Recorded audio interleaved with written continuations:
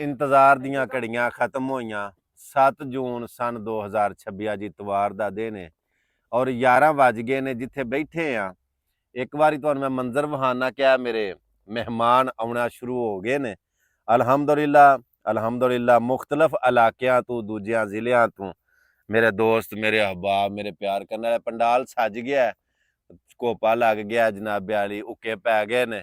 ਔਰ ਅਲਹਮਦੁਲਿਲਾ ਜਿਹੜਾ ਮੇਰਾ ਵਾਅਦਾ ਸੀ ਕਿ ਮੈਂ ਆਪਣੀ ਗੱਡੀ ਕਰੋਲਾ GLI ਆਟੋਮੈਟਿਕ 17 ਮਾਡਲ ਅੱਲਾ ਦੀ ਰਜ਼ਾ ਵਾਸਤੇ ਖੁਦਾ ਦੀ ਰਾਹ ਦੇ ਵਿੱਚ ਮੈਂ ਉਹ ਅਤੀਆ ਕਰ ਦਿੱਤੀ, ਜਿਹਦਾ ਨਾਮ ਮੈਂ ਕੁਰਬਾਨੀ ਦਾ ਰੱਖਿਆ ਸੀ।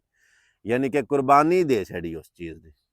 ਬਾਕੀ ਅੱਲਾ ਪਾਕ ਦੀ ਜ਼ਾਤ ਕਬੂਲ ਫਰਮਾਵੇ। ਜਿਹੜੇ ਦੋਸਤ ਮਿਲਣਾ ਚਾਹੁੰਦੇ ਨੇ, ਜਿਹੜੇ ਆਉਣਾ ਚਾਹੁੰਦੇ ਨੇ, ਉਹਨਾਂ ਵਾਸਤੇ ਮੈਂ ਹਾਜ਼ਰ, ਮੈਂ ਬੈਠਾ।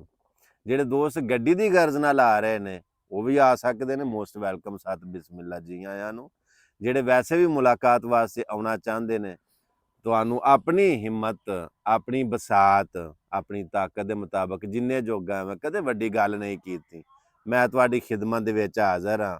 ਜੋ ਸੇਵਾ ਕਰ ਸਕਦਾ ਹੋਇਆ ਮੈਂ ਕਰਾਂਗਾ।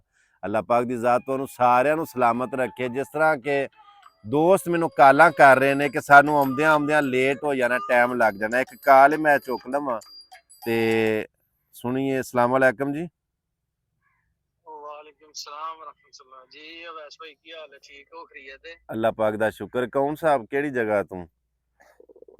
जी मलक जुबैर बोलना पिया। फिलहाल सऊदी अरब हां ते पाकिस्तान चविंडे दे नाल पिंड है मुंडे की बेल।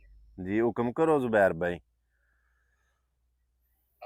अवैस भाई ਤੁਹਾਡੀ ਗੱਡੀ ਦੀ ਬੋਲੀ ਲੱਗਣੀ ਸੀ ਅੱਜ, ਕੀ ਸ਼ਡਿਊਲ ਹੈ ਉਹਦਾ? ਲੱਗਦੀ ਹੈ जी 2 ਵਜੇ ਤੱਕ ਅੱਲਾ ਖੈਰ ਰੱਖੇ। 2 ਵਜੇ ਤੱਕ ਦਾ ਟਾਈਮ ਜੇ ਇਨਸ਼ਾਅੱਲਾ।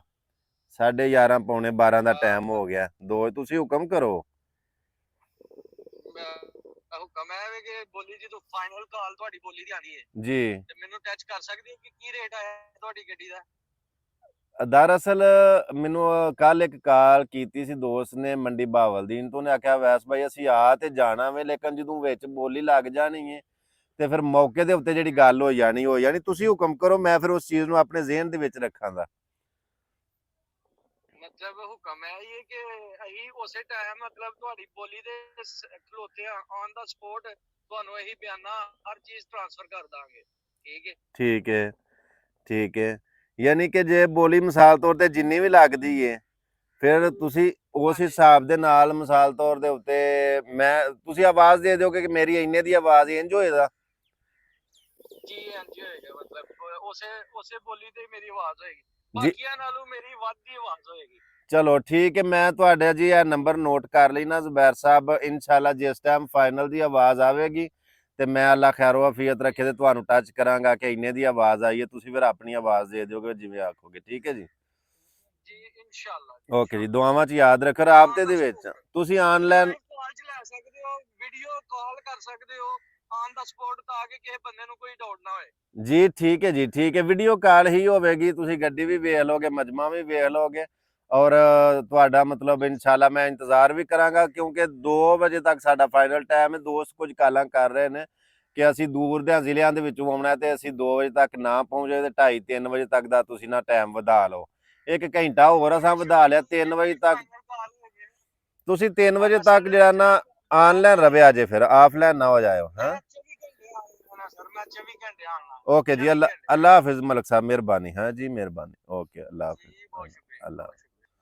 लो जी दोस्त सारे तुसां काल भी सुन लीए। जिस तरह कि हुण बाखुदा अल्लाह गवाए मैं नहीं सी आख्या मैनू काल करियो, वैसे असी वीडियो तुहाडे वास्ते रिकॉर्ड पे करने हैं। काल विच आ गई, यानी कि तुसां खुद सुन लिया। इंशाअल्लाह 3 वजे तक मैं इत्थे ही हां। जिहड़े दोस्त मिलना चाहते हैं या गड्डी दे हवाले नाल आउणा चाहते हैं, तशरीफ ले आओ। ए दोस्त वेखो माशाअल्लाह तशरीफ ले आ रहे हैं।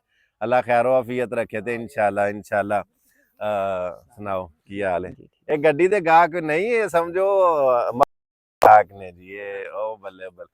और जी सारी खैर खैरियत है? सारे मेरे लिए भावें बच्चा है भावें जवान है, सारे खास ने। की गल उठ बैठे? मैं आवाज देन लगे ने गड्डी दी। ठीक है ठीक है ठीक है जनाब। ओके जी, अल्लाह सोने दे।